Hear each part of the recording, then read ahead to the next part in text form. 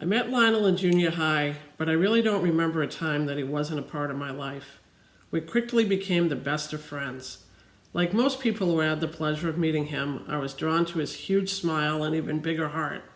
He had a way of brightening any room that he walked into. We were both in chorus, concert choir, and theater arts throughout junior high and high school. Lionel had the voice of an angel, and me, well, I knew all the words. I always cherished the time spent with him during concerts, plays, and music department trips. Lionel performed in most of the musical theater productions.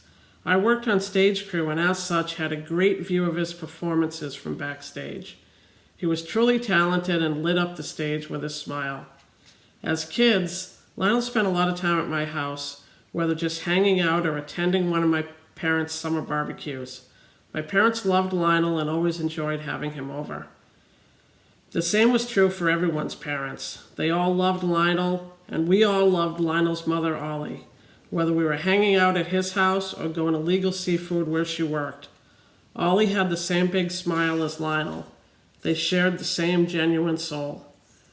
After college, Lionel never returned to Mass, instead settling in with the love of his life, Todd. Their love for each other was undeniable.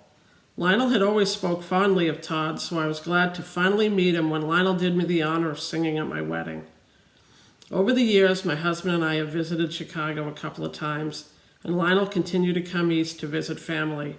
With each visit, we would get together, and the conversation would pick up as if barely a day had passed.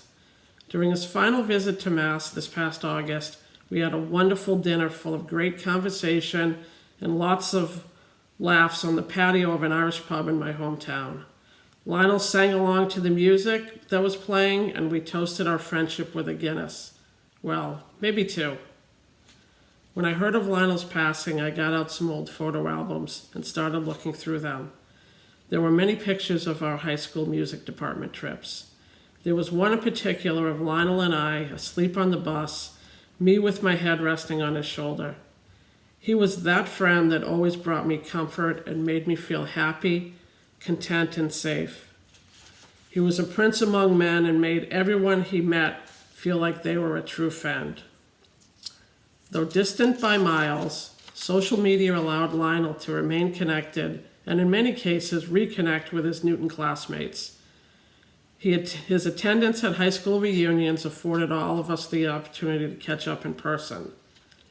I messaged many of my classmates and asked them to describe Lionel in one or two words. They said Lionel was kind-hearted, warm, caring, funny, happy, compassionate, beloved by all, genuine, joyful, uplifting. He had an irresistible smile, was always present, was a ray of sunshine, and was the sweetest friend. In our high school yearbook, Lionel wrote, "The man who says it can't be done is always interrupted by the man who's doing it." Lionel, you were definitely the one doing it. You lived every day of your life to its fullest. May we all strive to do the same in ours. Let that be your legacy to us. To Todd, Ollie, Isla Mae, Garrett, and Elmer, please know that all of Lionel's Newton classmates grieve along with you and that we all feel your loss, our loss. Rest in peace, my dear sweet Lionel. My life was better because you were in it. I will miss you dearly. Until we meet again, I love you with all my heart. To those viewing this, my name is Kevin Condon, and Todd asked if I could speak about Lionel's years at Indiana University from 1982 to 1986. You will hopefully understand why that will require some discussion of Lionel's post-IU years as well. I accepted this honor with a heaviness in my heart in the knowledge that whatever words spoken will not adequately capture how important Lionel was to so many people. Lionel came to Indiana in the fall semester of 1982, and his friendship influenced the course of my life, both during our time at college and over a lifelong friendship. Lionel became my best friend, and I doubt I am the only individual that considers Lionel to be their best friend, hoping that we would grow old together. I say this because Lionel's personality was like some kind of gravitational force that just drew people to him, and once there, you happily remained. There is the thought that the college experience molds the values and personalities of teens, helping them to become adults. I am not sure Lionel ever needed that help from IU, and I can say with complete certainty his personality didn't need any molding. Lionel arrived at IU as a true force of nature that seemed to embody everything good and decent in the world. Like one of the superheroes in the comic books he would talk about, that personality, that smile, those were the powers he used to make people's lives better. Lionel was involved in many activities and groups while at IU, but the two most important to him were the Alpha Psi chapter of Pi Kappa Phi and the IU Singing Hoosiers. Lionel's passion for both remained lifelong. I do not have the knowledge to comment on the extent of Lionel's involvement with the Singing Hoosiers while he was at IU. However, anyone who knew Lionel as an undergrad or in the years that followed knew that being a Singing Hoosier was something that Lionel treasured. In the spring of 1983, Lionel and I accepted bids to become Pi Kappa Phi pledges. In the fall of 1983, Lionel and I moved into the fraternity house and were initiated in the fraternity later that fall. The Pi Kappa Phi of those years was not a fraternity you pledged for the physical structure housing the fraternity, but instead for the brothers who called it home and the brothers who thought of it as one. The Pi Kappa Phi Fraternity National Office website lists that the purpose of Pi Kappa Phi is the development of the next generation of servant leaders who put service before self and work to improve the world around them. Pi Kappa Phi could never have asked for a better example of a Pi Cap who exhibited that than Lionel Smith. In his years, Lionel was involved in the recruitment of new pledges, some of whom he knew from his days in the dorm, and others that just wanted to be part of any fraternity that included Lionel and those that he considered brothers.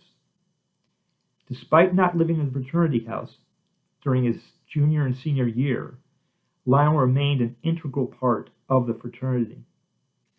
Two of Lionel's most well-known accomplishments as a Pi Cap undergrad came during his senior year. First, Lionel was a motivating force in the fraternity's participation in the IU Sing competition. Second, in the spring of 1986, Lionel was elected president of the fraternity that had meant so much to him. Those undergrad years included large Pi Cap events like Barn Dance, Rose Ball, the Riverboat Dance, and of course, the Little 500 Weekend. There were also the initiation ceremonies of new members into Pi Kappa Phi, the weekly chapter meetings, house parties, happy hours, and of course, countless trips to the Irish Lion, Kilroy's, Nick's, and the Peanut Barrel with his fraternity brothers.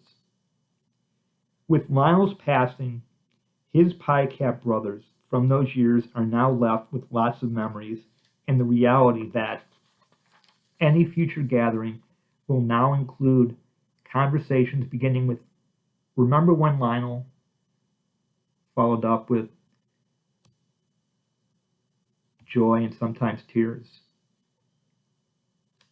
Even after Lionel graduated from IU, he continued to exemplify what it meant to be a Pi Cap. Lionel served on the Pi Kappa Phi IU Alumni Housing Board. He assisted in the establishment of new Pi Kappa Phi chapters, and he even participated in events held by the fraternity's national office. There are quite a few IU Pi Caps from those years that would later have sons and daughters that would grow up calling their dad's friend Uncle Lionel. What can you say to describe that kind of a bond? Not to state the obvious, but the world is not as good a place as it was a few weeks ago.